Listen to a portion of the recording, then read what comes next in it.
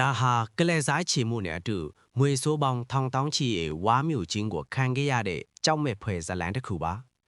မိန်းကလေးတစ်ယောက်ဟာအစိတ်ပြင်းမွေတစ်တောင်ကိုတိတ်တဆိတ်ထုတ်ယူပြီးတက်မူးရဲ့သမီးဖြစ်သူရဲ့အင်ဂျီထဲကိုထည့်လိုက်ပါတယ်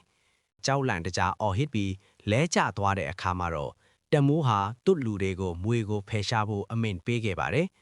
မွေဟာသူ့အလိုလိုထွက်သွားခဲ့ပြီးမြဲဒေါသထွက်နေတဲ့တက်မူးဟာအဲ့ဒီမိန်းကလေးကိုမြေပြီးတော့လဲကျသွားအောင်ထိုးကြည့်ပြီးဘေးအန္တရာယ်များတဲ့နေရာတစ်ခုမှာပိတ်လောင်ဖို့အမိန့်ပေးလိုက်ပါတော့တယ်။ဒါပေမဲ့တက်မှုမသိခဲ့တာကအဲ့ဒီနေရာမှာလူတွေအများကြီးပိမ့်မိနေတယ်ဆိုတာပါပဲ။အဲ့ဒီအချိန်မှာပဲအပေါ်ယံကနေတစ်သားစီပိုင်းတစ်ခုပြုတ်ကျလာပြီးကွဲအပ်သွားတဲ့အခါအတွင်းထဲကနေအစိတ်ပြင်းမွေပေါင်းထောင်နဲ့ပြီး